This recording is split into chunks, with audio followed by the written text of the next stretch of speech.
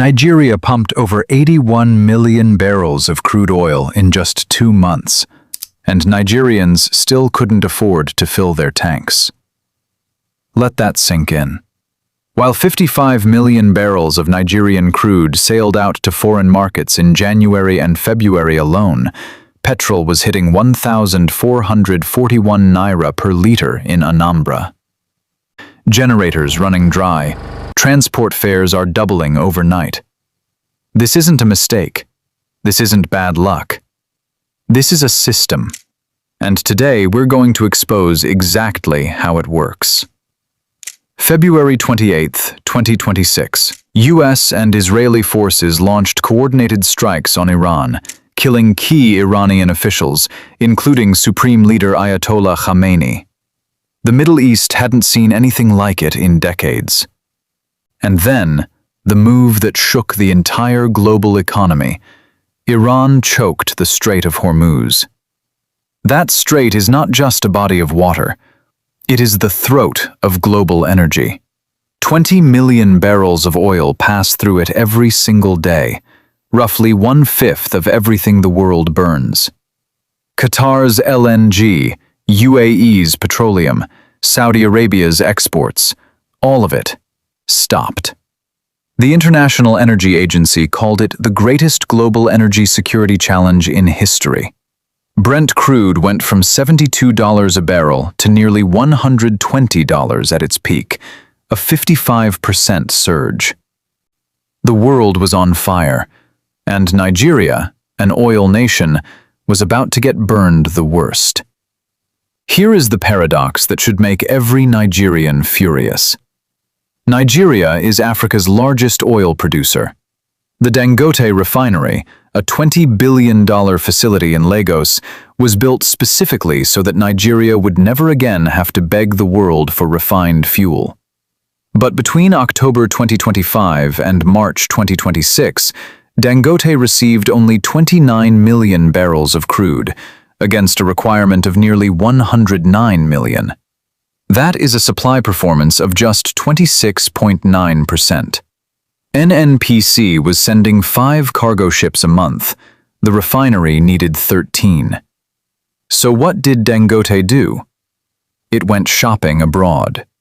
In 2025, the refinery spent $3.74 billion, roughly 5.73 trillion naira, importing crude from Brazil, the United States, and Algeria. Nigeria was buying back oil from America while its own crude sailed overseas under long-term export contracts. And those contracts? NNPC calls them legacy commitments. Critics call them front-sold barrels, crude sold to foreign buyers before domestic needs were ever considered. The law, under the Petroleum Industry Act, explicitly states that local demand comes first. It is being ignored. This is not a resource problem. Nigeria has the oil. This is a priorities problem, and ordinary Nigerians are paying the price at the pump. Even when Dangote does refine locally, it cannot escape the dollar. Oil is a dollar commodity. Every barrel Dangote buys, whether from NNPC or from international traders, is priced in US dollars at global market rates.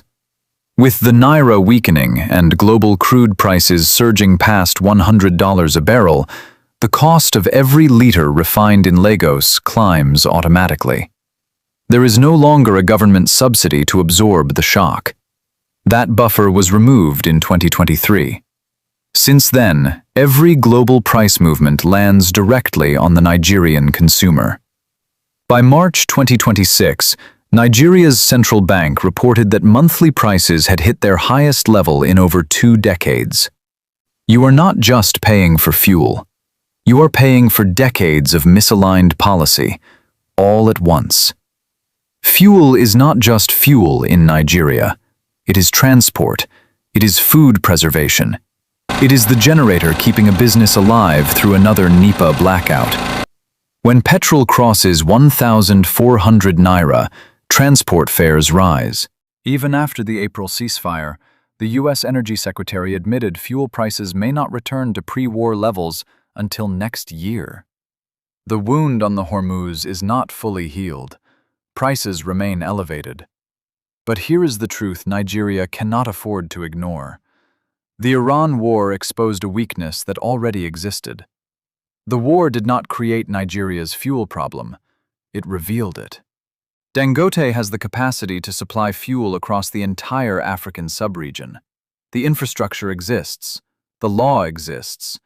The only thing missing is political will. Nigeria doesn't have an oil problem. It has a leadership problem. The oil is there. The refinery is there. The people suffering at the pump are there. What's missing is the will to connect them. If this video made you angry, good. Share it.